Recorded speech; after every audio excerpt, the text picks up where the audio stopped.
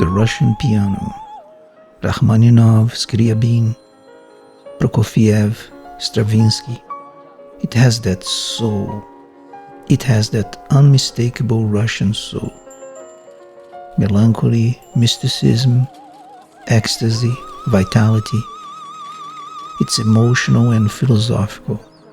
Even the quiet music feels immense.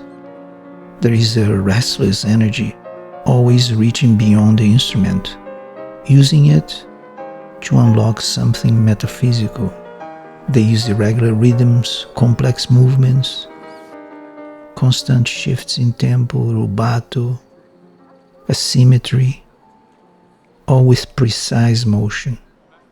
The rhythms move and shift, but they are assertive. It never feels square, boring. They write from both the heart and the head, rich emotional life but with serious structure. It's a mix of philosophy, poetry and power. I must say, it is hard to beat this visceral Russian culture in music and the arts. They use attack and release like weapons and whispers. And it's not just in music. It's there in their ballet, in their cinema. There is something deeply spiritual but not abstract. A kind of spiritual urgency. Something both soulful and physically demanding at the same time. Tradition challenging tradition with urgency. I don't like to stereotype, but there is something about Russian music that feels shaped by the sheer scale of their landscape. Maybe it's because they come from the biggest country in the world with so much space, so much vastness. Their music carries something gigantic, a sense of earth and spirit combined. There is power, sophistication, passion, even aggression. But it rarely sounds kitsch. And if it ever does, it's kind of polished rawness.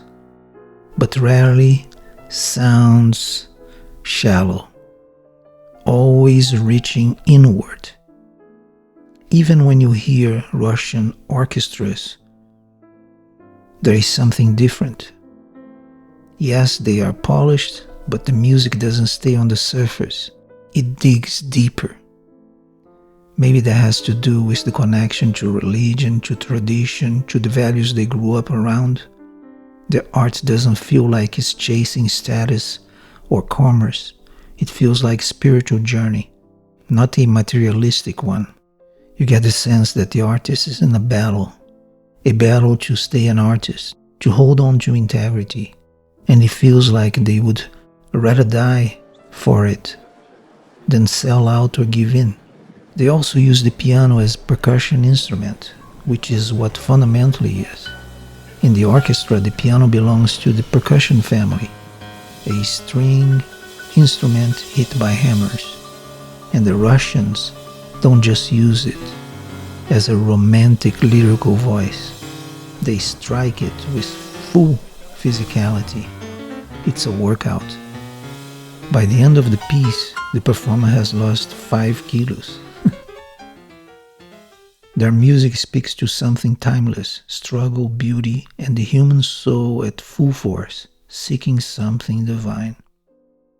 Nearly every major Russian composer lived through deep existential, political, and personal exile.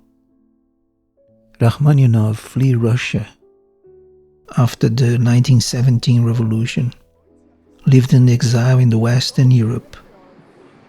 He carried deep melancholy for his lost homeland and his music. Scriabin died before the revolution, but he lived through the deep philosophical and spiritual searching, almost religious ecstasy. He was isolated, already ahead of his time. Prokofiev left Russia after the revolution, but later returned under Stalin.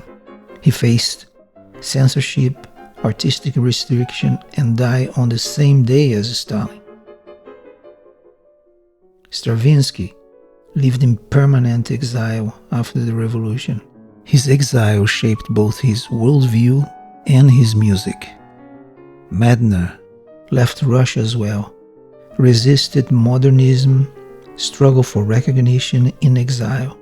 Shostakovich lived and composed under intense Soviet scrutiny.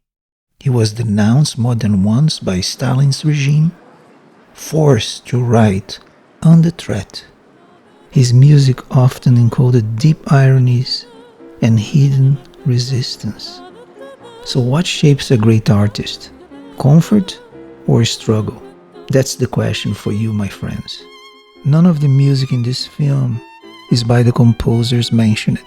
Oh, I may suggest you, for those that never heard Rachmaninoff, Piano Sonata No. 2 can be interesting. Scriabin, Vers la Flamme, Piano Sonata No. 5, Prokofiev, Piano Sonata No. 7, Medtner, Fairy Tale, Opus 20 No. 1, and maybe Stravinsky Piano Sonata or movements from Petrushka. All these greats, they went through this Russian piano school, the intense training, and how the rigor shapes the sound and attack. There are some great performers of this music, from Horowitz to Tatiana Nikolaeva, Sviatoslav Rektor, Yevgeny Kissin, and of course Marta Argerich, the Swiss-Argentinian pianist, whose fiery, intuitive playing brings a unique energy to this repertoire. There is something in her rhythm and attitude that perhaps draws from the Argentinian culture, tango, intensity, precision, and it blends seamlessly into the Russian spirit of struggle and transcendence. The Russian piano I love has soul, dissonance, and struggle, poetically percussive, where mysticism meets structure, intellect, rubato, and the human heart reaches for the divine, the force of the mind and the spirit combined. Thank you for watching.